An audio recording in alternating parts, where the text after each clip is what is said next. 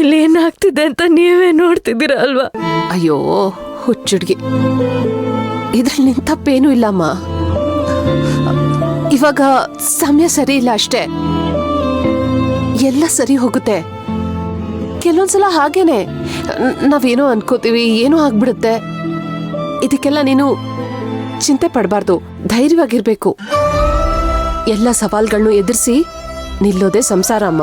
ಆದ್ರೆ ನನಗಿವಾಗ ಏನ್ ಮಾಡ್ಬೇಕು ಅಂತಾನೆ ಗೊತ್ತಾಗ್ತಿಲ್ಲ ಅಮ್ಮ. ಮುಂದೆ ಇರೋ ದಾರಿ ಎಲ್ಲ ಮಬ್ಬಾಗಿದೆ. ಯಾವ ದಾರಿ ಸರಿ, ಯಾವ ದಾರಿ ತಪ್ಪು ಅಂತಾನೆ ಗೊತ್ತಾಗ್ತಿಲ್ಲ.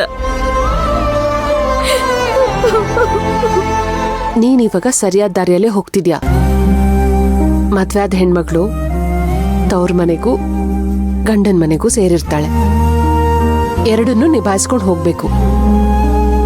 ಗಂಡಿಗೆ ಒಂದೇ ಮನೆ ಜವಾಬ್ದಾರಿ, ಆದ್ರೆ ಹೆಣ್ಮಕ್ಳಿಗೆ 2 ಮನೆ ಜವಾಬ್ದಾರಿನೂ ಇರುತ್ತಮ್ಮ. ಆದ್ರೆ ಅಮ್ಮ, ಭಾವನಿಗೆ ನನ್ ಮೇಲೆ ನಂಬಿಕೆನೇ ಇಲ್ಲ. ನನ್ನಿಂದ ನಿಮ್ಮಿಬ್ರಿಗೂ ಅವಮಾನ ಆಗ್ತಿದೆ.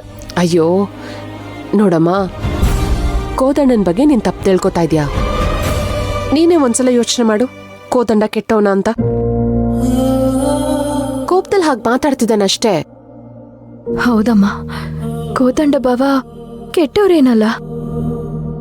ಏನೋ ಅವ್ರ ಪರಿಸ್ಥಿತಿ ಅವ್ರನ್ನ ಈ ತರ ಮಾತಾಡಿಸ್ತಿದೆ ಅಷ್ಟೆ. ಅವ್ರು ತುಂಬಾ ಒಳ್ಳೆಯವರು. ಇನ್ನು ನೀನ್ ಹೇಳಿದ ತರ ಇದು ನನ್ ಮನೆ, ಇದು ಹೊಡೆದೋಗಕ್ ಬಿಡಲ್ಲ ಅಂತ ನಾನು ಕೃಷ್ಣನಿಗೆ ಮಾತು ಕೊಟ್ಟಿದ್ದೀನಿ.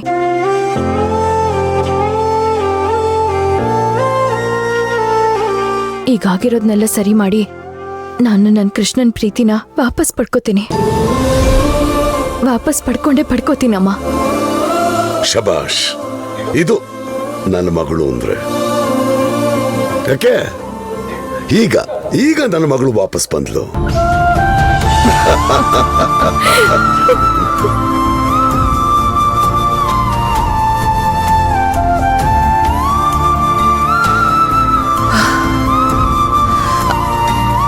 ಅಪ್ಪ ಮಗಳು ಮುದ್ದಾಡಿದ್ ಸಾಕು.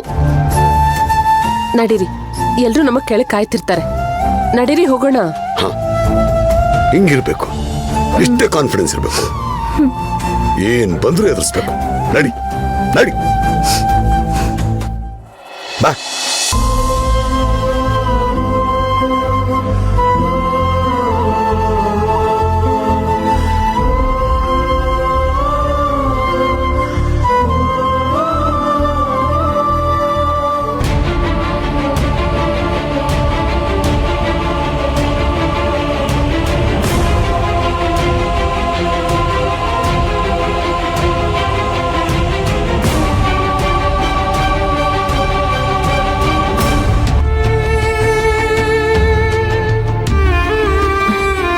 ಯಾಕೆ ಎಲ್ಲ ಇನ್ನೂ ಬೇಜಾರಾಗಿದ್ದೀರಾ?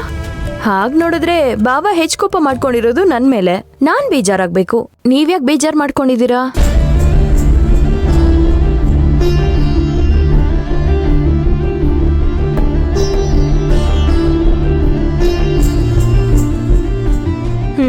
ಸರಿ, ಊಟದ ಟೈಮ್ ಆಯ್ತು, ಎಲ್ರೂ ಬೇಗ ಬಂದ್ಬಿಡಿ, ಊಟ ಮಾಡೋಣ. ಮಾವ, ಅತ್ತೆ ಬನ್ನಿ. ನಾನು ಆಗ್ಲಿಂದ ಊಟಕ್ಕೆ ಬನ್ನಿ ಅಂತ ಹೇಳ್ತಾನೆ ಇದ್ದೀನಿ, ಆದ್ರೆ ಯಾರಿಗೂ ಊಟ ಬೇಡ ಅಂತ ಹೇಳ್ತಿದ್ದಾರೆ. ಏನು ಊಟ ಬೇಡ್ವಾ? ಯಾಕೆ?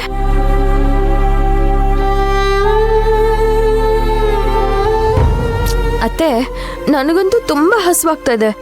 ನೀವು ಊಟ ಮಾಡಲ್ಲ ಅಂದ್ರೆ ನಾನು ಊಟ ಮಾಡಲ್ಲ. ನಿಮ್ಮನೆ ಸೊಸೆ ಹಸ್ಕೊಂಡಿರೋದು ನಿಮ್ಗೋಕೆನಾ? ಇಲ್ಲಮ್ಮ, ಆ ಥರ ಅಲ್ಲ. ಮತ್ತೆ ಊಟಕ್ಕೆ ಬನ್ನಿ.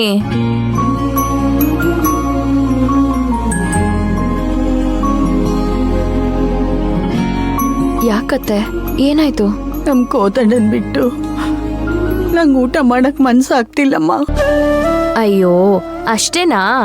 ನಾನು ಹೋಗಿ ಬಾವನ್ ಕರ್ಕೊಂಡ್ ಬರ್ತೀನಿ.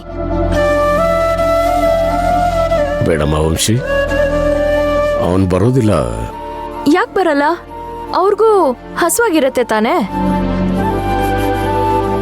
ಅವ್ರಿಗೆ ಸಮಾಧಾನ ಮಾಡಿ ಕರ್ಕೊಂಡ್ ಬಂದೇ ಬರ್ತೀನಿ. ಬೇಡಮ್ಮ ವಂಶಿ, ಅವ್ರಾಗ್ಲೇ ಹೋಟ್ಲಿಂದ ಆರ್ಡರ್ ಮಾಡಿ ಊಟ ತರಿಸ್ಕೊಂಡಿದ್ದಾರೆ.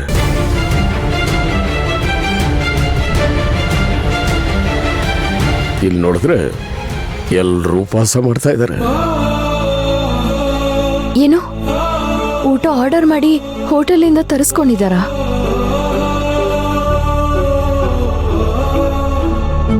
ಇನ್ನು ಈ ಮನೆ ಮೊದಲಿನ ಥರ ಇರೋದಕ್ಕೆ ಖಂಡಿತ ಸಾಧ್ಯ ಇಲ್ಲಮ್ಮ.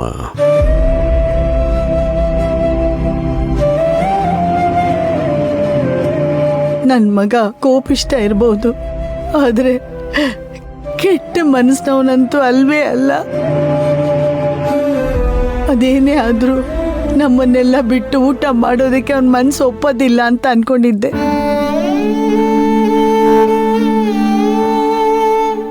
ಹೌದಮ್ಮ, ಕೋದಂಡ ಎಷ್ಟೇ ಬ್ಯುಸಿ ಇದ್ರೂ ಮನೆಗೆ ಬಂದು ನಮ್ ಜೊತೆನೆ ಊಟ ಮಾಡ್ತಿದ್ದ.